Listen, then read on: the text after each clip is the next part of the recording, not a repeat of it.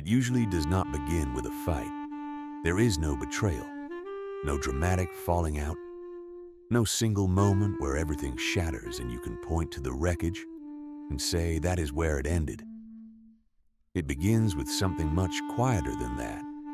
A conversation that used to feel electric now feels like effort. A phone call you used to look forward to now sits in your missed calls for days before you return it. A room full of people you have known for years, where you suddenly feel like the only one who changed the seating arrangement inside themselves without telling anyone. You still care about them. That is what makes it so confusing. There is no anger. There is no resentment. There is just a distance that grew so slowly you did not notice it until one day you realized you had been translating yourself for months, softening your opinions, performing enthusiasm you did not feel, laughing at rhythms your body no longer moved to. And the loneliest part was not that they could not see it. It was that you could not explain it without sounding like you thought you were better than them. This is not a story about arrogance. It is not about leaving people behind because you decided you were above them. It is about what happens inside the nervous system when a person grows in a direction their closest relationships were never designed to follow. And it is about the specific kind of grief that comes with realizing that love and compatibility are not the same thing. That you can care about someone deeply and still feel quietly suffocated every time you are in the same room. To understand what happens when someone outgrows their friends, you have to understand how friendships form in the first place. Because most of the bonds we carry into adulthood were not chosen the way we think they were. They were inherited. Childhood friendships form primarily through proximity and repetition. You were friends with the kid next door because they were next door. You bonded with your classmates because you sat beside them 5 days a week for years. You formed groups based on shared circumstances. Same neighborhood, same school, same team, same boredom on the same Tuesday afternoon. And those bonds felt real because they were real. Shared experience creates genuine attachment.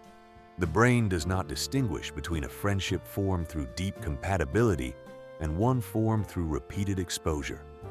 Neurologically, familiarity registers as safety, and safety registers as love.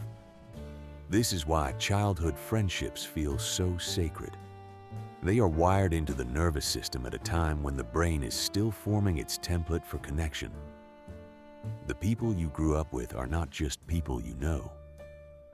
They are reference points for what closeness is supposed to feel like.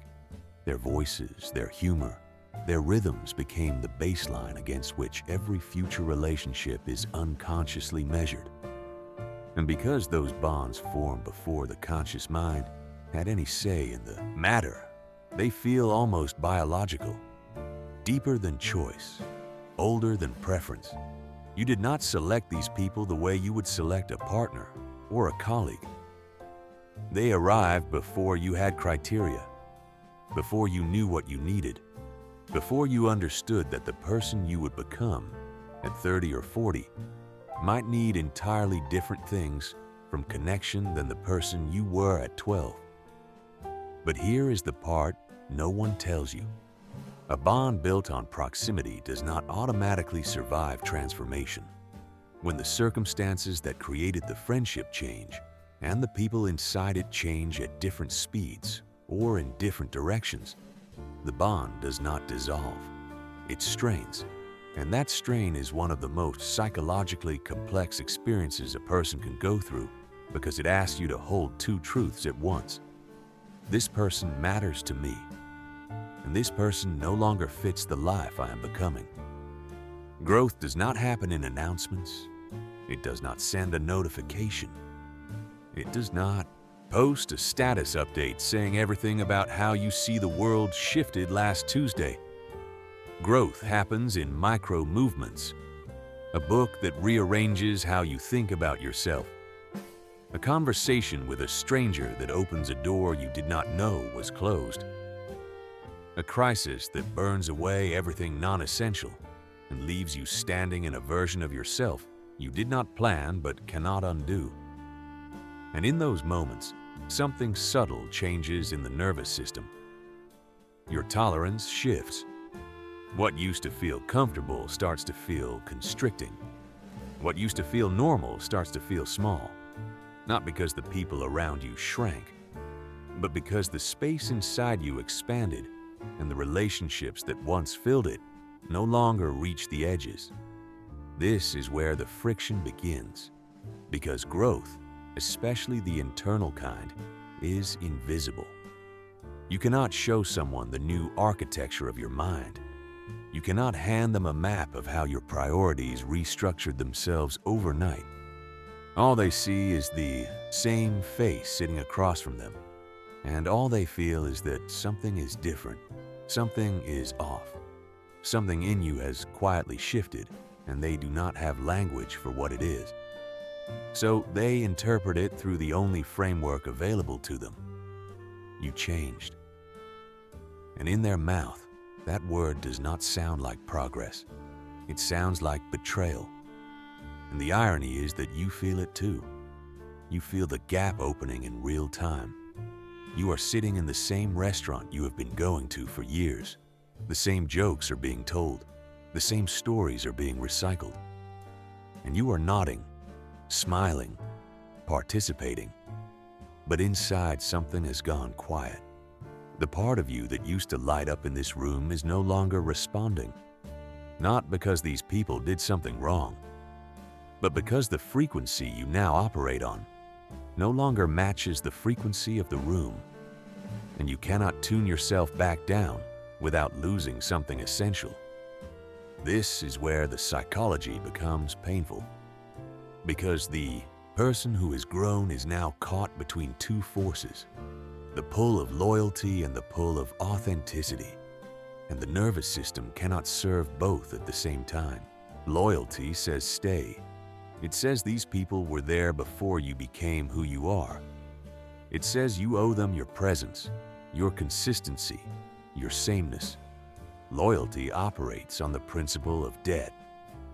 You received something, and now you must repay it by remaining recognizable. Authenticity says move. It says the version of you that formed these bonds no longer exists in the same way. It says continuing to perform that version is not love. It is theater. Authenticity operates on the principle of alignment. You must live in a way that matches what is true inside you, even when that truth is inconvenient for the people who prefer the earlier version. And here is what makes this conflict so psychologically exhausting. Both sides are right. Loyalty matters. The people who held you before you could hold yourself deserve honor. And authenticity matters. A life spent performing a self you have already outgrown is a life spent slowly disappearing. The tension between these two truths is not something you can resolve with logic. It lives in the body. It shows up as guilt when you cancel plans, as anxiety when you sit in a group that no longer feels like home, as a deep and confusing sadness that has no villain and no clear resolution. One of the most disorienting experiences in outgrowing a friendship is the realization that you are not just losing a person, you are losing a mirror. Friends do not only provide companionship, they provide identity confirmation. When someone has known you since you were 15, their presence tells your nervous system something powerful. You are still you. You are still the person who laughed at those jokes, who valued those things, who belonged in that story. Every interaction reinforces the version of yourself that existed when the bond was formed. This is why outgrowing a friendship can feel like losing a piece of yourself. Because in a very real psychological sense, you are. You are releasing the external confirmation of an identity you no longer fully inhabit. And that release triggers something the brain interprets as threat, not physical threat. Existential threat.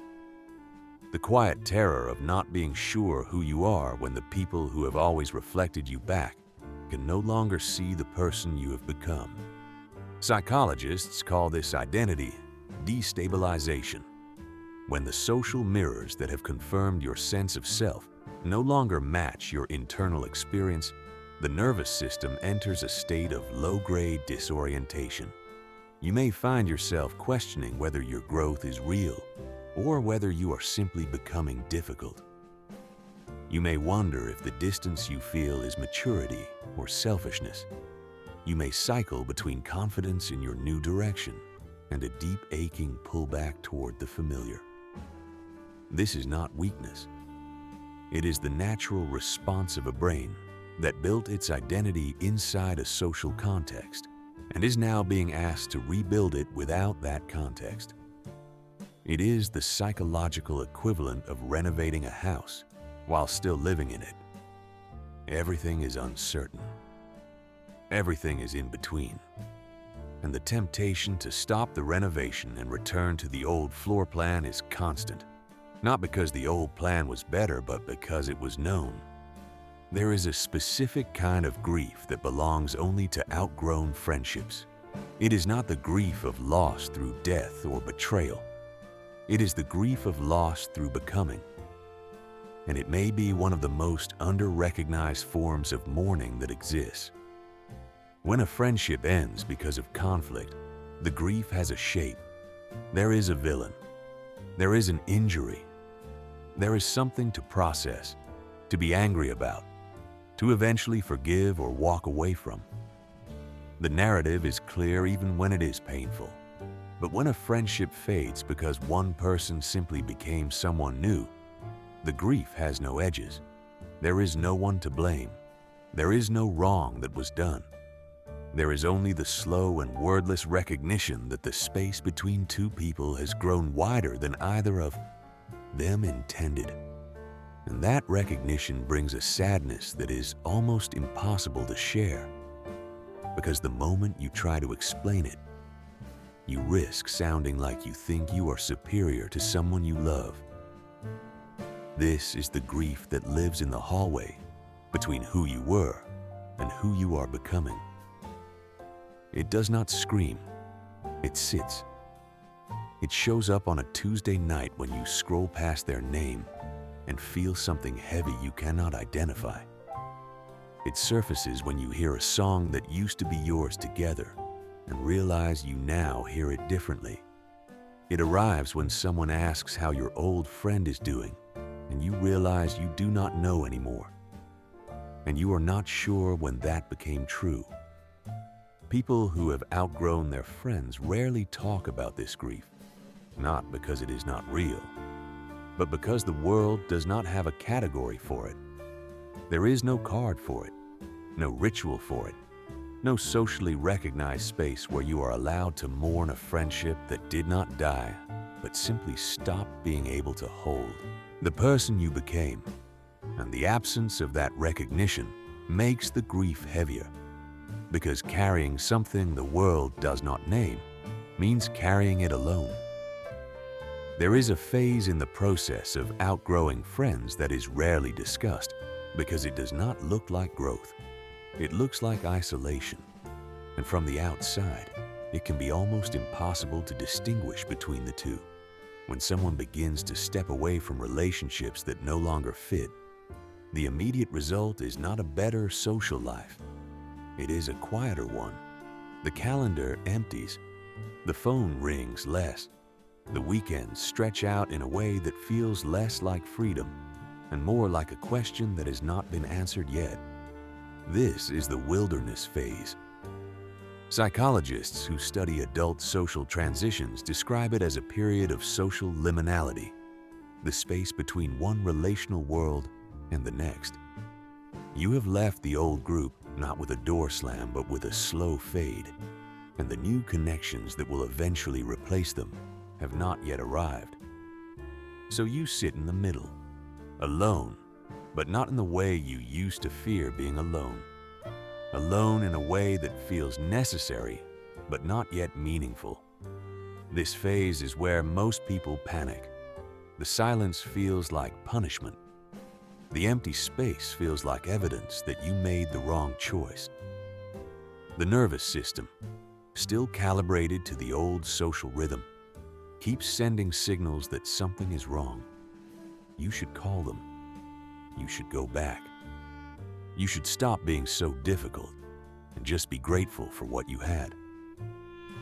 But the wilderness is not a sign that growth went wrong.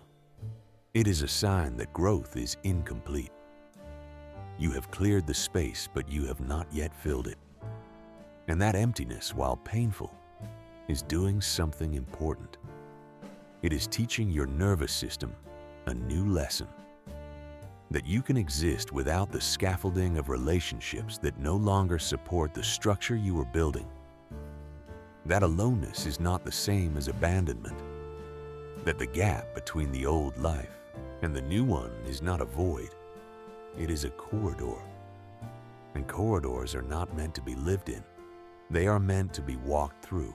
What makes the wilderness phase so psychologically demanding is that it does not come with a timeline. You cannot schedule when the right people will arrive. You cannot engineer the kind of connections that only form when two people meet at the same depth, the same honesty, the same willingness to be fully known. Those relationships find you. But they can only find you if you are standing in the open. And standing in the open means tolerating the exposure of being between worlds for longer than your comfort would prefer. One of the most painful dimensions of outgrowing a friendship is the response it generates in the people you are moving away from. Because growth, when it is perceived by someone who is not experiencing it, does not always register as growth. It registers as rejection. When you begin to pull away, even gently, even gradually, the people on the other side of that distance feel it, and their nervous systems interpret it through the lens of their own experience. They do not think you are growing. They think you are leaving. They do not see transformation. They see abandonment. And because the human brain is wired to interpret social withdrawal as a threat to belonging, their response is often not curiosity. It is defense. This is where the accusations begin. You think you are better than us. You have changed, and not in a good way. You are too serious now, too intense, too different, too much. These words land hard because they are designed to, not out of cruelty, but out of fear. When someone you love starts becoming someone you do not fully recognize, it threatens the stability of your own identity. If they can change that much, what does that say about you? If the friendship was not enough to keep them, what does that say about your worth? The accusations are not really about you. They are about the terror of being left behind by someone who used to stand beside you. Understanding this does not make it hurt less, but it changes the meaning of the pain. It allows you to hold their reaction without collapsing into it, to hear the words without accepting them as truth, to recognize that their anger is not proof that you did something wrong. It is proof that what you shared mattered, and that mattering, even when it arrives as accusation, deserves to be honored rather than resented. There is something that people who have outgrown their friends eventually discover, but only on the other side of the grief, the wilderness, and the guilt. They discover that the capacity for deeper connection did not shrink when the old friendships fell away. It grew. Because when you stop filling your relational world with bonds that require you to be smaller than you are, something opens up. Space, not empty space. Receptive space, the kind that can only exist when you are no longer using all of your energy to maintain connections that cost you your authenticity. And into that space, slowly and without announcement, different people begin to arrive. Not better people, different ones. People who meet you where you actually are, instead of where you used to be. People who do not need you to translate yourself. People who feel like rest instead of performance. People whose presence does not require you to abandon any part of who you have become in order to be welcome. These friendships feel different because they are built on different foundations. Not proximity, not repetition, not shared history alone, but shared depth, shared honesty, a mutual willingness to be seen without rehearsal. And when these bonds form, they carry a kind of ease that the old friendships lost long ago. Not because the old ones were lesser, but because they were built for a version of you that no longer lives here. This is the part of the story that does not get told often enough. That outgrowing your friends is not the end of connection. It is the beginning of a different kind. One that does not ask you to shrink. One that does not confuse loyalty with sameness.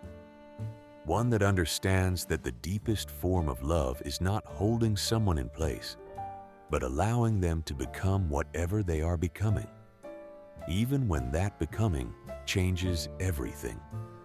This is not a story about being better than anyone. It is a story about what happens when growth moves faster than the relationships designed to hold the person you used to be. It is about the silent grief of loving people you can no longer reach. The guilt of becoming someone your closest friends did not ask you to become. The loneliness of standing between two versions of your life and knowing you cannot go back to the one that felt like home. If you recognize yourself in this, there is nothing cruel about what you are doing. Outgrowing a friendship is not abandonment. It is the natural consequence of a life that refused to stop moving. The sadness you carry is not a sign that you did something wrong. It is a sign that what you had was real.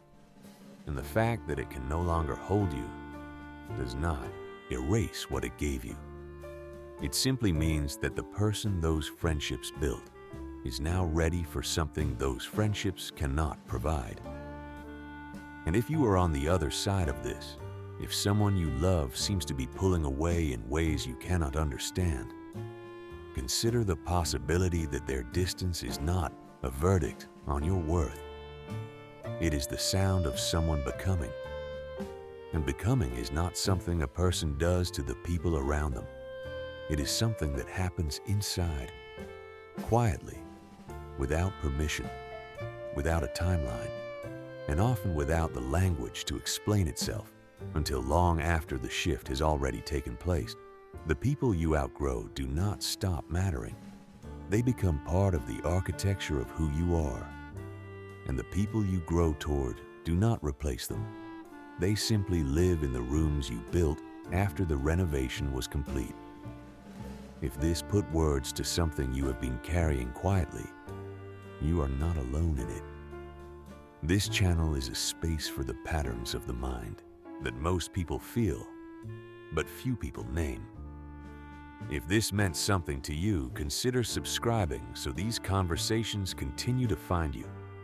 And if any part of this described your experience, leave it in the comments, not because it needs to be explained, but because sometimes being witnessed is the first step toward being free of what you have been holding in silence. Thank you for watching.